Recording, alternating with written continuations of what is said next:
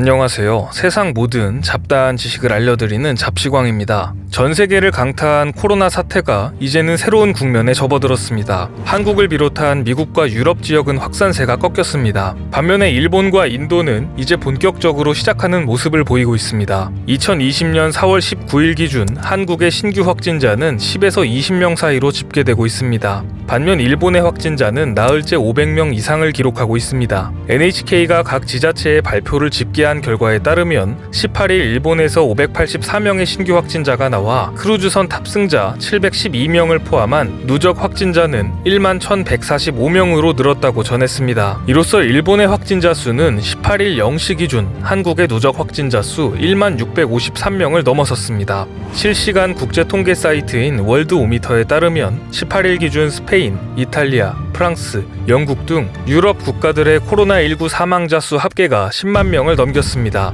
하지만 유럽도 정점은 찍고 내려오기 시작했다는 분위기입니다. 가장 많은 확진자가 나온 이탈리아와 스페인의 신규 확진자 수가 이날 3,000명대로 떨어지는 등 유럽 내 코로나19 확산세는 둔화되는 모습이지만 여전히 재확산을 경계하는 분위기가 감지되고 있습니다. 미국의 상황도 여전히 심각하지만 상승세는 꺾였다는 분석입니다. 4월 19일 기준 확진자는 전일보다 26,317명 증가한 73만 6,052명을 기록하고 있지만 이는 전일에 32,165명 증가보다 상당수 줄었기 때문입니다. 일본은 하루 500명대, 유럽은 하루 3,000명대, 미국은 하루 2만 명대, 한국에서는 상상조차 하기 어려운 숫자들이네요.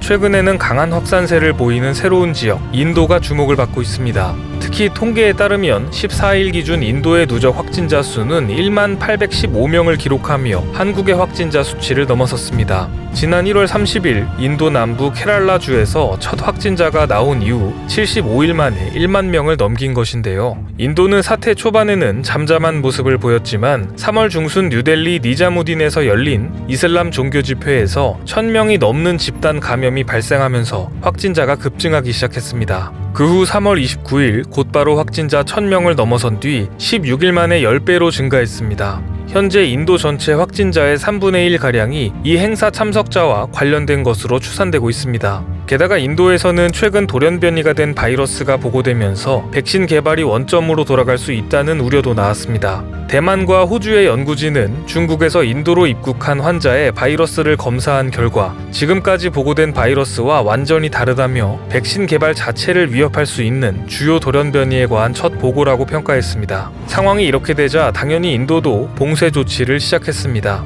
그런데 인도의 13억 5천만 명의 인구가 멈춰서자 특이한 일들이 일어나기 시작했습니다. 17일 영국 데일리 메일과 인도 NDTV 등 매체에 따르면 지난 16일 인도 산림청의 한 담당 직원이 자신의 트위터를 통해 도시 봉쇄 덕에 동물들의 진화가 빠르게 진행되고 있다, 원숭이가 연을 날리고 있다라는 글과 함께 동영상을 소개했습니다. 해당 동영상에는 건물 꼭대기에 앉아있는 원숭이로 추정되는 생명체가 하늘에 떠있는 연을 연줄로 잡아당기는 모습이 나옵니다. 원숭이가 연을 날리다니 거리에서 사람들이 사라지자 동물들 세상이 된 것 같습니다.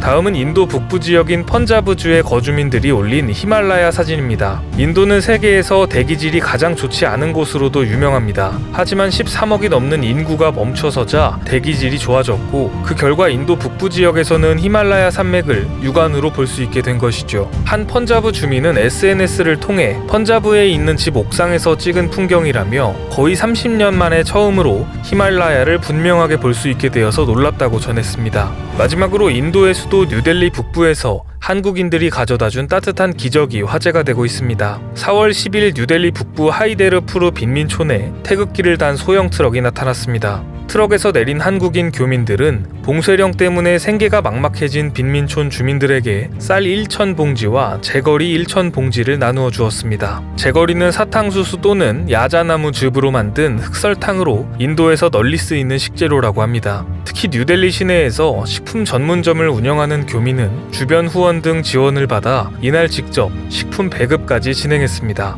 바이러스 확산 후 인도 현지에서 중국인 등 아시아계에 대한 혐오 분위기가 일자 태극기를 차에 걸고 한국인은 다르다는 점도 어필했습니다. 봉쇄령인데 어떻게 식품을 나눠줄 수 있는지 의아하신 분들도 계실 텐데요. 이번 인도에 내려진 봉쇄령은 감염의 확산 억제 차원에서 일반 시민의 외출이 제한되지만 식품 배달 등 필수 직종 관계자는 허가를 얻어 이동할 수 있습니다. 따라서 이날 경찰, 공무원 등의 도움 속에 배급이 진행되었고 인근 마을에 소문이 퍼지자 순식간에 줄이 길어지기도 했습니다. 이 배급 트럭은 이후 인근의 또 다른 빈민촌에도 4,000명분을 배식한 것으로 알려졌습니다. 이 외에도 뉴델리에서 한국 교민이 운영 중인 한 빵집에서는 식빵 기부를 진행하고 있습니다. 봉쇄령이 내려진 뒤 교민들 사이에서 이 빵집의 후원이 이어졌고 5,000명분의 식빵을 빈민촌과 나병 환자촌에 전달했습니다. 어려움에 처했을 때 단결해서 온정을 베푸는 한국인들의 특성이 머나먼 타국 인도에서도 빛을 발하고 있습니다.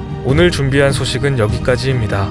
앞으로도 전 세계에서 벌어지는 잡다한 이슈와 지식들을 재미있고 정확하게 정리해서 전해드리겠습니다. 시청해주셔서 감사합니다.